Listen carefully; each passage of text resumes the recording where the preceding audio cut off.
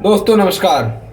हमारे देश की जो राजनीतिक पार्टियां हैं उनके ज़्यादातर नेता या ये कहें कि सारे नेता बरसाती मेंढक की तरह हैं। जैसे ही चुनाव आते हैं ये एक्टिव होकर बाहर आ जाते हैं, अपने बिल में से बाहर निकलते हैं और टर टर करने लगते हैं। लेकिन इन्हों की ये जो बाहर निकल कर टर टर करते हैं, इनकी कुछ ऐसी हरकतें कभी कभी दुखदाई भी होती हैं, इनकी खुद की राजनीतिक पार्टियों के लिए, उनके खुद के करियर के लिए भी। ऐसा ही एक वीडियो सामने आया है जिसमें एमपी में जो इन्हों बीजेपी के नेता हैं, केंद्रीय मंत्री कैलाश विजयवर्गीय ने भी कुछ ऐसा ही कर दिया है। जी हाँ, उन्होंने एक रेपिस्ट जो जेल में बंद है उसकी मूर्ति पर बकायदा उसकी तस्वीर पर फूल चढ़ाया और उसके लिए बकायदा गाने भी गा रहे हैं। आप समझ सकते हैं कि चुनाव जीतने के लिए जो पार्टियां हैं यह किस हद तक जा सकती हैं, किस हद तक ये गिर सकती हैं, किसी भी हद तक ये गुजर सकती हैं। अपनी जो पार्टी है जो अपनी जीत को सुनिश्चित करने के लिए, लोगों को लुभाने के लिए, वोट बैंक बढ़ाने के लिए यह किसी भी हद तक गुजर जाती हैं। आपको याद होगा कि जो एमपी में, मध्य प्रदेश में शिवराज सिंह की चौहान को राज करते हुए करीब करीब 20 साल हो चुके हैं। अब जब 20 साल तक कोई राज करे और अचानक उसका राजपाट छीनने की नौबत आ जाए तो कोई जाहिर सी बात है कि मरता क्या नहीं करता वाला हाल इस वक्त शिवराज सिंह चौहान का हो गया है एमपी में। वह अनर्गल बातें कुछ भी कह रहे हैं, कुछ भी चुनावी घोषणाएं कर रहे हैं, पैसे के बदले वोट खरीद रहे हैं। हालांकि इस पर सुप्रीम कोर्ट ने भी टिप्पणी की, उसको रोक लगाने के लिए प्रयास किया, लेकिन जो शिवराज सिंह चौहान है इन्होंने इनके सिर पर, इनके कान पर जूं तक नहीं रहेंगी। इन्होंने इस पर कोई असर नहीं पड़ा, सुप्रीम कोर्ट की बातों का, टिप्पणी कोई असर नहीं पड़ा। यह अपने जो चुनावी वादे हैं, लुभावने वादे, उनको करते रहे। आज राहुल गांधी का भी एक रौद्र रूप देखने को मिला। इस ऐसा रूप शायद ही कभी देखने को आपको मिला हो। राहुल गांधी ने कड़े तेवर अपनाते हुए बीजेपी, एमआईएम, बीआरएस और शिवराज सिंह चौहान पर भी हमला बोला। आज राहुल गांधी की तेलंगाना में जनसभा थी जिसमें राहुल गांधी ने जनता को संबोधित करते हुए बीआरएस और जो एमआईएम है उसको आड़े हाथों लेते हुए उस पर कड़ा हमलावर होते हुए कहा कि जो एमआईएम है, जो बीआरएस है, यह बीजेपी की ही पार्टियां हैं। उन्होंने इस एमआईएम को भी बीजेपी की सहयोगी पार्टी होते हुए कहा कि जो एमआईएम है, जहां जो मुकाबला सीधा आमने सामने होता है बीजेपी और कांग्रेस के साथ होता है, वहां एमआईएम हर चुनावी राज्य में, हर चुनावी जो उम्मीदवार है उसके खिलाफ अपना वोट बैंक काटने के लिए, अपना वोट बैंक जो बीजेपी को सहायता पहुंचाने के लिए अपना एक उम्मीदवार खड़ा कर देती है बीजेपी को सहायता पहुंचाने के लिए। यह वोट कटाऊ पार्टी है, यह वोट काटती है और बीजेपी को फायदा पहुंचाती है इनडायरेक्टली। ऐसे ही बीआरएस को भी कहा कि जो बीआरएस है यह केसीआर, उन्होंने जो तेलंगाना के जो मुख्यमंत्री है केसीआर को भी आड़े हाथों लेते हुए कहा कि जो केसीआर है यह बीजेपी के सहयोगी हैं। आप जानते हैं कि जो राहुल गांधी, बकौल राहुल गांधी, उन्होंने कहा कि जो राहुल गांधी को सभी हमलावर होते हुए कहते हैं कि राहुल गांधी पर करीब, उन्होंने अपना नाम लेते हुए कहा कि उन पर करीब 25 मामले दर्ज हैं। बीजेपी उन पर मामला हमलावर होने का कोई ऐसा मौका नहीं छोड़ती, कोई ऐसा जो गवाह है या कोई ऐसा भी मुद्दा नहीं छोड़ी जिस पर जो राहुल गांधी को घेरा जा सके।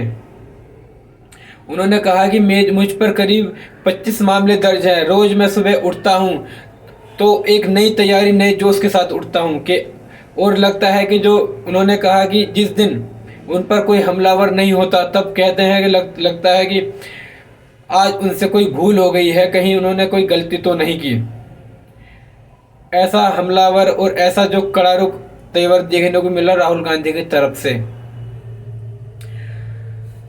आपको बता दें कि जो एमपी में चुनाव अभी हाल ही में नवंबर में होने हैं, इसमें जो बीजेपी के शिवराज सिंह चौहान, एमपी के जो शिवराज सिंह चौहान मुख्यमंत्री हैं, उनको राज करते हुए करीब 20 साल हो चुके हैं। जो युवा हैं जिन्होंने करीब एमपी में जिन्होंने जन्म लिया, वह जो शिवराज सिंह चौहान के राज में ही, शिवराज सिंह चौहान की सरकार में जन्मे, और अब वह जो चुनाव युवा हो चुके हैं, मतदान करने के लिए, पहली बार वोट करने के लिए तैयार हैं। जो युवा हैं उनको लुभाने के लिए भी शिवराज सिंह चौहान कड़ी मेहनत कर रहे हैं, चुनावी वादे कर रहे हैं, लेकिन ऐसा होता मुमकिन नज़र नहीं आ रहा है। लग रहा है उनसे जो चुनाव की मुख्यमंत्री की जो कुर्सी है वह और दूर होती जा रही है।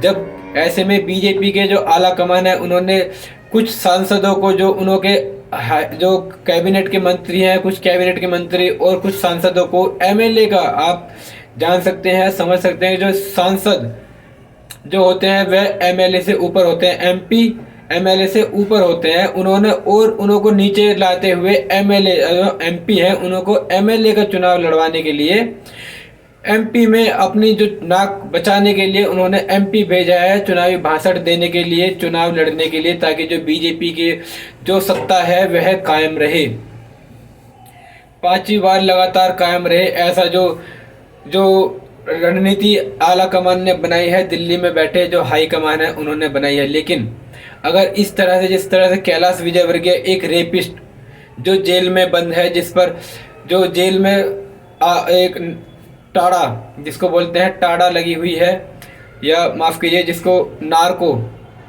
नार्को लगी हुई हो, उसका सहारा लेना पड़ रहा है बीजेपी को अपनी चुनाव जीतने के लिए।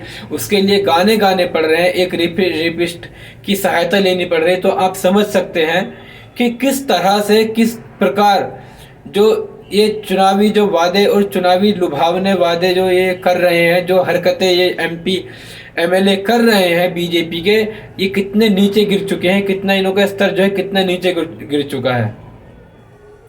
कुछ इसी तरह हमें देखने को मिला था स्मृति ईरानी की तरफ से।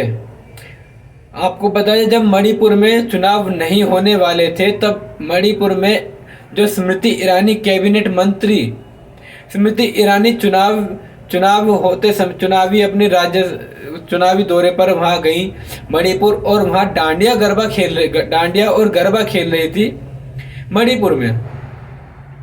लेकिन अब जब मणिपुर में हिंसा और वॉयलेंस के लगातार नए वायरल वीडियो और जो खबरें आ रही हैं, हिंसात्मक खबरें आ रही हैं, तब स्मृति ईरानी मणिपुर पर एम बोलने को तैयार नहीं है, मणिपुर जाने को तैयार नहीं है।